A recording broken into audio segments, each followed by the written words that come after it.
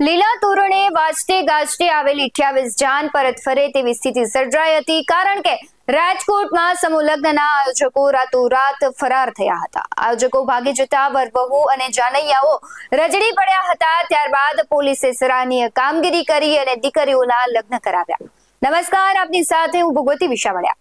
રાજકોટમાં સમૂહ લગ્નના મામલે છેતરપિંડી કરવા મામલે એસીપી રાધિકા ભારાઈનું નિવેદન સામે આવ્યું છે. 28 નવયુગલોનું સમૂહ લગ્નનું આયોજન કરવામાં આવ્યું, ત્યારે તોરણે આવે એ પહેલા જ આયોજકો ફરાર થઈ જતા પોલીસે 6 દીકરીઓના લગ્ન કરાવ્યા હતા.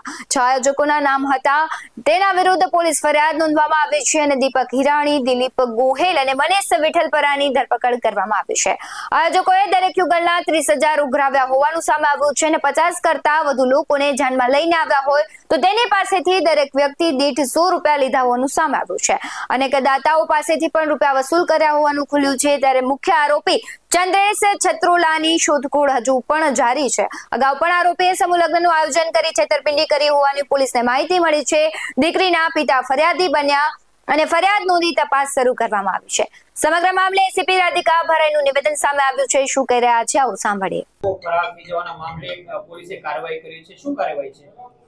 આજે રાજકોટ શહેરના રેલનગર વિસ્તારમાં સમૂહ લગ્નનું આયોજન હતું, જેના આયોજકો છે એ આજે કોઈ પણ પ્રકારનું આયોજન કર્યા વગર ફોન સ્વિચ ઓફ કરી અને જતા રહેલો અને જે વર પક્ષ અને કન્યા પક્ષ છે તેમના પરિવારજનો સાથે તેઓ આજે જે લગ્નનું સ્થળ હતું ત્યાં હાજર આવ્યા, તો ત્યાં કોઈ હાજર મળેલ નહોતું. કોઈ પણ પ્રકારની વ્યવસ્થા કરવામાં આવેલી નથી, તો જેની તાત્કાલિક પોલીસને જાણ કરવામાં આવેલી હતી અને પોલીસ દ્વારા સ્થળ ઉપર પહોંચી અને લગ્નની તમામ વ્યવસ્થા કરી, જવાબદારી સંપૂર્ણ ઉપાડી અને લગ્નની તમામ વિધિઓ શાંતિપૂર્ણ સમાપ્ત કરાવવામાં આવેલી છે.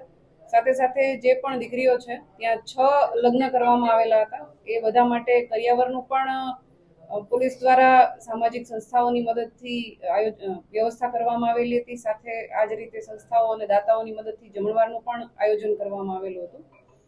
અને આ જે બનાવ છે એમાં એક પરિવાર જે દીકરીના લગ્ન હતા તેના પિતાની ફરિયાદ લઈ અને ગુનો દાખલ કરવામાં આવેલો છે, જેમાં છેતરપિંડી અને ગુનાહિત કાવતરાનો ગુનો દાખલ કરવામાં આવેલો છે.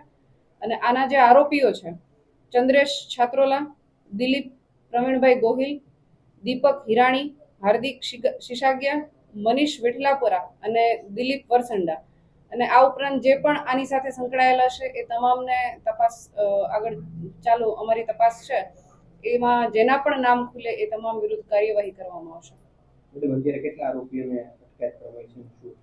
હાલ 3 આરોપીઓની અટકાયત કરવામાં આવેલી છે. એમાં દીપક હિરાણી, દિલીપ ગોહેલ અને મનીષ વિઠલાપરા, આ 3 આરોપીઓની હાલ અટકાયત કરવામાં આવેલી છે. અન્ય આરોપીઓ માટે અમારી ટીમ કાર્યરત છે. પ્રાથમિક શું તપાસમાં સામે છે, કેટલા રૂપિયા લેતા દેતા?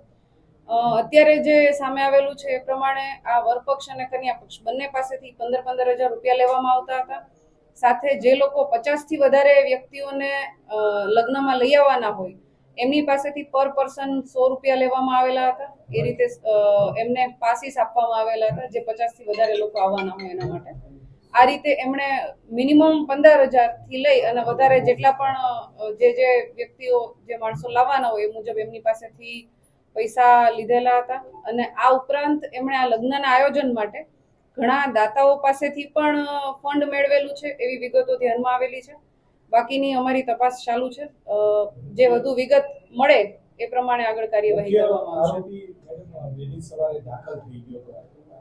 શા કારણે અને એને આયોજન શું કામ નથી કર્યું, એવું કોઈ પ્રાથમિક હકીકત?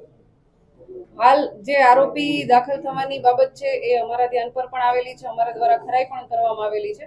અને એ જે આરોપી છે ચંદ્રેશ છાત્રોલા, એ હાલ હજી અમારી પકડમાં આવેલ નથી, એના માટે અમારી ટીમ કાર્યરત છે. આ આરોપીઓની પૂછપરછ બાદ ખબર પડશે કે એમણે આ પ્રકારની છેતરપિંડી કયા કારણસર કરેલી છે. કેટલા રૂપિયાનું દાનની રકમ છે, કોઈ આંકડો સામે આવ્યો છે? કેટલા રૂપિયાનું દાન છે? એવું કોઈ સ્પેસિફિક હાલ ધ્યાન પર આવેલું નથી, પણ અમારી તપાસ ચાલુ છે. આગળથી માહિતી આપવામાં આવશે. આ પહેલા પણ 2023માં લગ્ન કરાવ્યા હતા, ત્યારે પણ અમે અમુક લોકો ભોગ બન્યા. એવું કોઈ અત્યાર સુધીમાં તપાસમાં આવ્યું છે કે પૂછપરછ પછી? પ્રાથમિક હજી આરોપીઓ જસ્ટ અમે અટક કર્યા જ છે, એટલે આરોપીઓની પૂછપરછ ચાલુ છે અને પ્રાથમિક જે જાણવા મળ્યું છે એ પ્રમાણે 2023માં પણ આ પ્રકારનું એમણે કરેલું હતું અને એ બાબતે ગુનો પણ દાખલ થયેલાનું ધ્યાન પર આવેલ છે, પણ આ બધી જ વિગતો હજુ મેળવવા પર ચાલુ છે તપાસ.